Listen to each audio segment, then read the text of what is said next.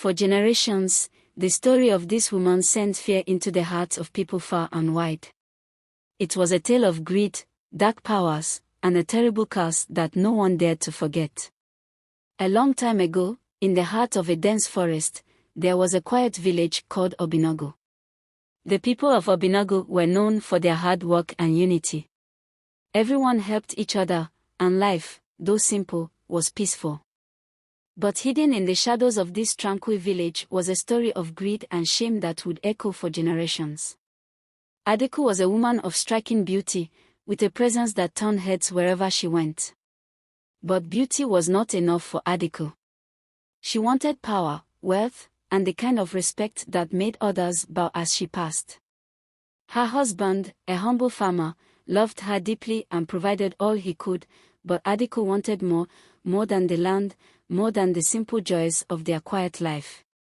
One night, Adeku heard whispers of a powerful shrine deep in the forbidden part of the forest, where spirits granted unimaginable powers in exchange for great sacrifices. The elders had always warned against going to the shrine, saying it was a place of darkness where only the desperate dared to tread. But Adeku's hunger for power grew stronger each day. She became consumed by the thought of the shrine. It was said that no one who ventured there ever returned the same, and the forest around it was alive with unseen dangers. But Adeku's hunger for power was stronger than her fear. When her first child, a baby boy, was born, the villagers came to celebrate the new life. Adeku smiled and accepted their gifts, but in her heart, she saw the child as nothing more than a key to unlock the doors of greatness. Days after the birth, under the cover of darkness, Adeku wrapped the baby in a cloth and disappeared into the forest. The shrine was hidden behind a waterfall, its entrance marked by skulls and strange carvings. The air there was heavy, and the trees seemed to bend towards her as if watching. A powerful spirit appeared, its voice booming like thunder, demanding an offering. Without hesitation, Adeku laid her baby before the spirit, and in an instant, the child was gone. A surge of energy flowed through her body, and she felt stronger, faster, and more alive than ever before. When she returned to the village, Adeku told everyone that the baby had died suddenly in the night. Though the villagers were saddened, they did not suspect her of any wrongdoing. Over time, Adeku's newfound strength and charm began to show. She could lift heavy baskets with ease, run faster than the strongest men, and speak in a way that made people obey her without question. Her husband was confused but grateful for her resilience. Soon, she bore a second child, a girl this time. But Adeku's greed had not been satisfied. She wanted more power, more strength, more influence. Again, she waited until nightfall and returned to the shrine. This time, the spirit demanded an even greater sacrifice, warning her that each offering would come with a price. Adeku did not care. She handed over her baby, and once again, she felt a rush of power unlike anything she had ever known. Months turned into years, and Adeku continued her pattern. Each child she bore became a sacrifice to the dark spirit. The villagers began to whisper about her, questioning how all her children seemed to die so young. Yet, Adeku's influence had grown so great that no one dared confront her directly. Her powers made her unstoppable.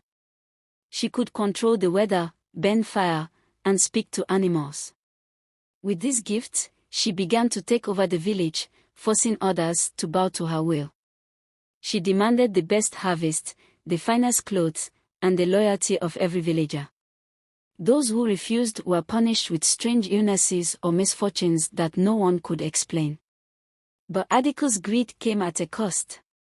The spirit's warnings had not been empty.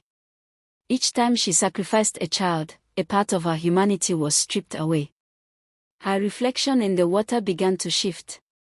Her once beautiful face grew sharp and hollow, her eyes burned with an unnatural glow, and her laughter sent chills down the spines of those who heard it. Yet, Adeku ignored the changes, consumed by her hunger for more. One day, she gave birth to twin boys. This time, The villagers gathered to celebrate with even greater joy, for twins were considered a special blessing. Adeku smiled and accepted their gifts, all the while plotting her next visit to the shrine. But the spirit had grown tired of her greed. When she arrived at the shrine with her twin sons, the spirit appeared more powerful and angry than before. It warned her that her actions had disturbed the balance of life and death. The village was beginning to wither under her influence, and the land itself cried out in anger. Adeku refused to listen. She laid the twins before the spirit, determined to claim the ultimate power. The spirit granted her wish but cursed her at the same time. When Adeku returned to the village, she found that her powers had reached their peak. She could command the skies to rain or stop, call animals to her side, and read the thoughts of others. But her appearance had become monstrous. Her skin turned ashen, her fingers became claws, and her once beautiful voice now sounded like the hiss of a snake. The villagers, seeing her transformation, were horrified. They realized the truth about her children and the dark path she had chosen. They gathered in the village square, led by the oldest elder, who performed a ritual to banish Adeku and break her hold over the land. As the ritual began, the skies darkened, and the ground trembled. Adeku tried to fight back with her powers, but the spirit of the shrine appeared, declaring her unworthy of the gifts she had stolen.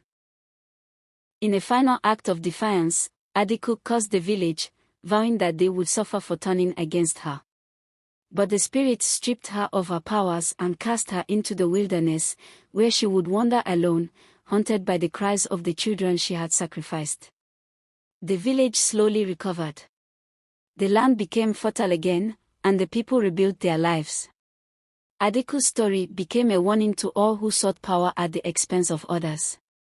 To this day, it is said that her cries can be heard in the wind that passes through the forest, a reminder of the dangers of unchecked greed. And so, Adeku the Devourer became a tale told around fires, not as a story of triumph but as a lesson in humility and the price of betrayal.